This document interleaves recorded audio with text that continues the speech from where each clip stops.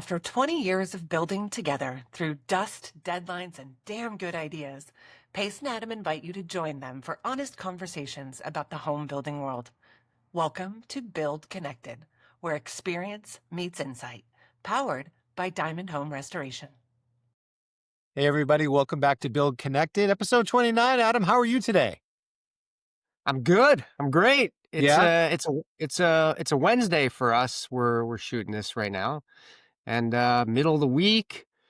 The weather. Do you find that like the bad weather affects you as you get older? I feel like my knees are sore for some reason. Is it the rain or is it me just being me? I don't know. It's I weird. mean, I haven't got there yet. You're a little bit older than me, but I'm sure that eventually I'm going to find those things. Oh my So God, I are you can't saying wait. like radio frequencies and you pick up I'm like s- old I, programs?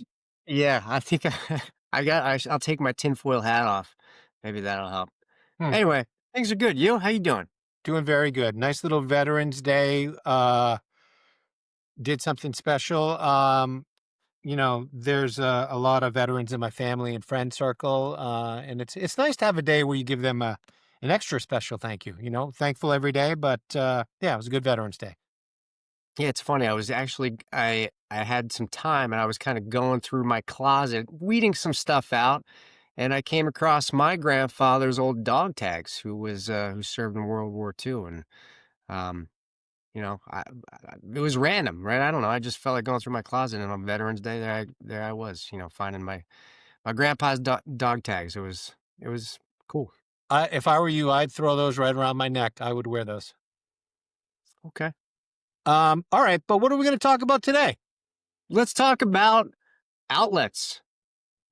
How about that? You ever use an outlet, Paul? Very exciting topic. Let's see where it goes.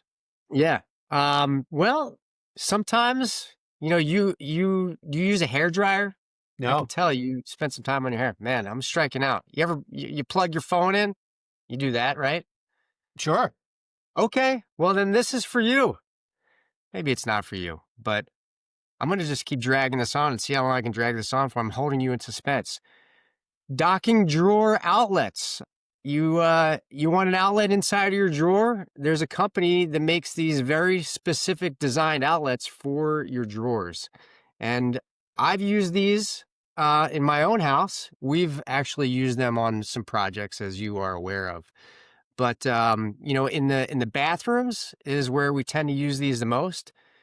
A lot of people have hair dryers that they put in their drawers and they have to take them out and then they plug them into the outlet that's maybe above their sink, and this kind of avoids all that. Your hair dryer comes already plugged into your docking drawer outlet that is installed inside of the drawer. Super super convenient.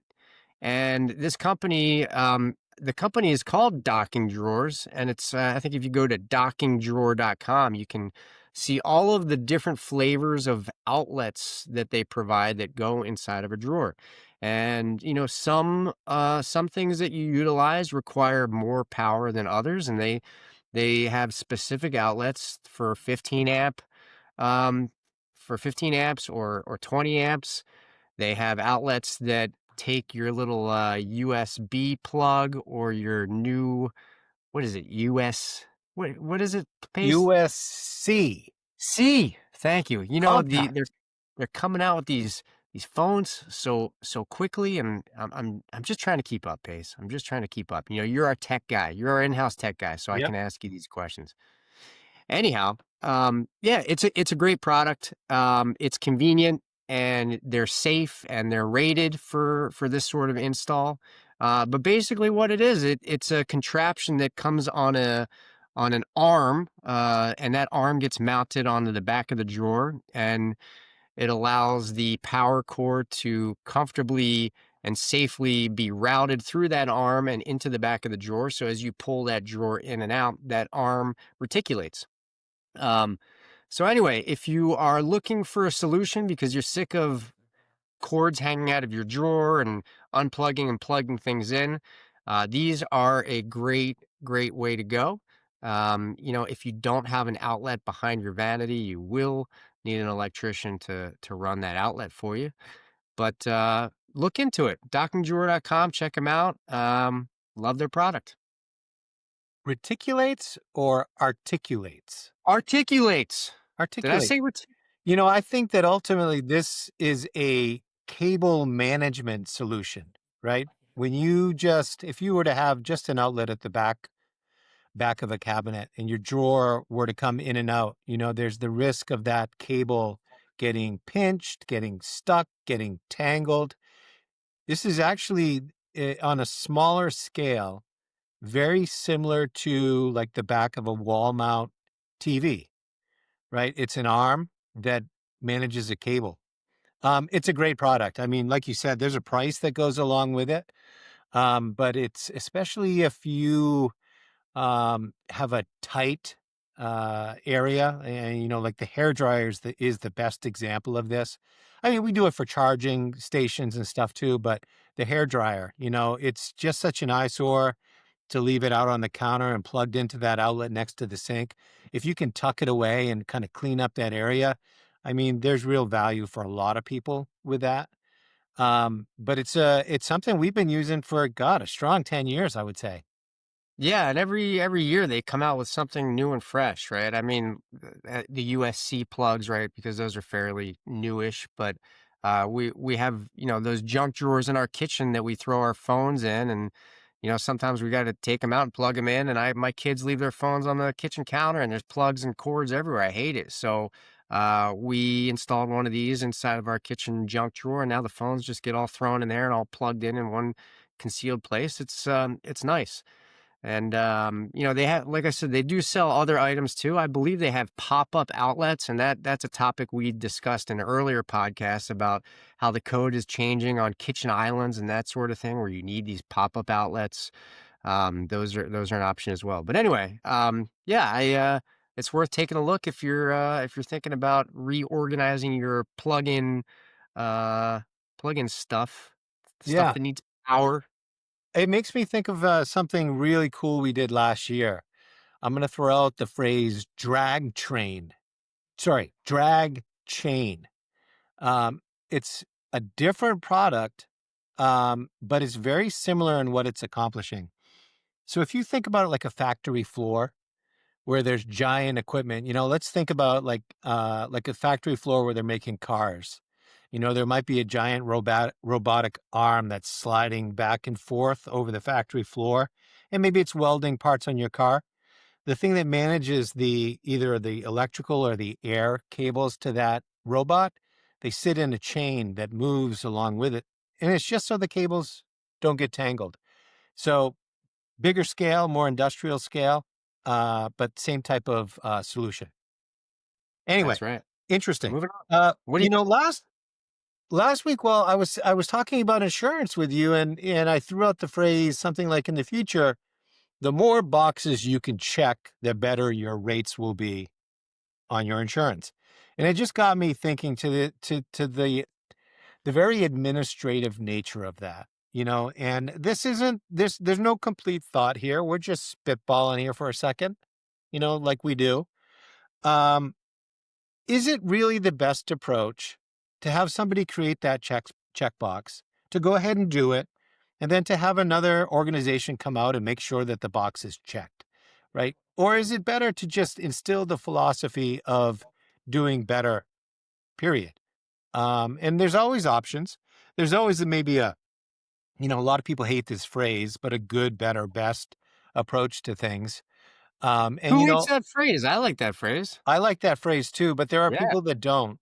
Why? And, good, better, best, there's always a price attached to those choices. And so sometimes it's just a Makes final sense. decision.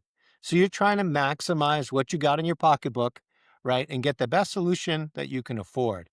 Versus just, here's the checkbox, let's check it, and let's make sure somebody else checks it. I don't know. There's my thought. I'm throwing you under the bus again, which I love doing. What does that make you think of? Well, what's the other option? You just have like one large checkbox that just is all encompassing, that people are trying to accomplish certain things to help harden their home and lower their insurance. Like anybody can interpret that any way they want. So I get why you have to have these check boxes, or not have to, but why they're helpful, right? I mean, you kind of pick and choose what you can afford to do and what you want to do. Yeah, I mean, to me, I look at it more like an optional thing, right? So if you go ahead and you spend the money on this hardening, then you have the option to reach out, in this case, to your insurance company and say, hey, I've done this thing. Why don't you come out and look at it for me? Right. And then by doing that, you trigger a discount on your insurance plan versus requiring, like, say, an insurance inspector to come to your home to make sure that you've checked certain boxes. I don't know. It's a subtle difference, I think.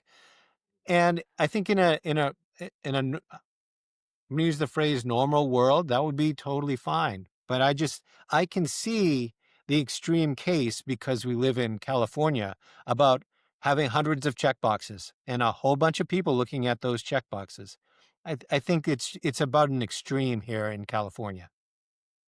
Yeah, people around here, there's I don't know if it's a 50-50, right? But there's a percentage of people that hate these fire inspectors coming onto their property and calling out certain things. And other people, I think like me, I I like it. I mean, I don't mind them coming onto my property and giving me advice on what should be done. And I think that's the difference right now. It's advice, right? They're not enforcing it. But when people start coming onto your property and making you check that box, or you're going to get penalized somehow, and I don't know what that is. I don't even know if they know what that is, but it's coming, right? Um, you know, People think that that enforcement is going to happen to them by allowing these fire inspectors come onto their property. I don't really know. I kind of lost my train of thought of where I'm going with this, but I think there's kind of two sides to that coin of wanting those checkbox options, and it being an option as opposed to being forced into something. Yeah, we're kind of blending into the third thing we're going to talk about, and I think that's fine in this case because the third one is very similar. So I'm gonna say something and it might bring in a bit of that topic, but there's a lot of people. I think the more rural of a location you live in, there's more of an attitude of don't step on my property. I think you give up a touch of that when you live in an urban environment, and there are maybe more regulations you need to follow just because of the close proximity. But when you throw out the phrase, step on my property, like I know where I grew up, that's a big deal. Like I don't care who you are, police, inspector, doesn't matter. Like there's a lot of people who are just like, if you put a foot on my property, right, you're in my territory. Don't mess with those Mainers. Watch Well, I yourself. mean, don't mess with Texas. There's a lot of people who feel this way. Um, and I don't think that's necessarily what we're talking about, but this, again, using the phrase good, better, better. Good, We better, have better. I think you meant good, better, best. good, better, best. Thank you. We have an example of that, that really ties into this topic going on a job right now. We found an area, right, which is out of the scope of our work altogether. It's something that, we randomly discovered that we don't need by any code or anything, we don't need to do anything about, right? It's not part of the scope. It's not part of the remodel. So we could let it go and we'd be fully compliant with everything. But if we touch it, right, then because it's touched, we need to bring it up to current code. We need to have it engineered. The solution for it will be many tens of thousands of dollars. There is a bettering the situation approach, which would not be compliant with all the regulations, but it would make the house safer. It would make the structure better. But that is not an option. So it's very interesting. There are three choices, right? One is to do nothing. Two is to better the situation. And three is to better it while being fully compliant with all of the engineering and the regulation. But there's only two that are, compliant solutions. And it's a question mark, to the world. Like, is that okay? Should as a homeowner, should you have the right, and this is maybe putting one more nail in a stud that's fallen off. Let's just really oversimplify it versus, oh, now that needs to be a bigger stud Now we've got to change that whole wall. Or can we just, as homeowners, put a nail on that stud that seems to be falling a little bit, right? Yeah, so we've bridged over into that interesting thing that's happening on a job, and that's where we're focused right now. But look, this is real world, right? Like as contractors, it's it's our job to do our due diligence and be informative to our client. So ultimately, as a contractor, I want our homeowner to make that decision. And I'm not doing that to take any onus or, uh, take anything off of us in terms of, I don't know, what's the word? Liability, I guess. But in essence, that's what it is, right? So this thing that we're talking about is presented to the client just as you have said. Do you want us, we go deep into detail about the situation so they have a full understanding of what's happening, what could happen down the road by leaving it, and what a solution could be, right? So three options: leave it, cover it up, and maybe roll the dice and suffer the consequences later. Maybe nothing happens. Option two, which is the hire an engineer, go through that whole process, spend the tens of thousands of dollars that you talked about, or do a better approach than what it is now, which is us using our professional skill set and our years of knowledge in the trades and making something way better than it is right now, but just rolling with it. And look, I'm going to be honest. Like if it's my house, I'm rolling with it. I'm not, am I going to spend $25,000 or am I going to spend, eight to $10,000? And I'm not just saying that I would go the cheaper route just because it's cheap, but I think it accomplishes everything that we would need it to do. But the truth is, when we're doing these projects, there is a budget and money is of importance. So that has to be taken into account. It's interesting here because it's an extreme case in the sense that the house that we're working on is in rough shape. It's just been through years of neglect. And so there have been multiple spots like this. And the budget is at an end. So that compliant solution is not an option, right? Like push comes to shove, the project stops if they're forced to do that. And so you're right. I mean, I think if you were to poll, 99% of contractors would say for their own home, they would go with this better solution there if they couldn't afford the other.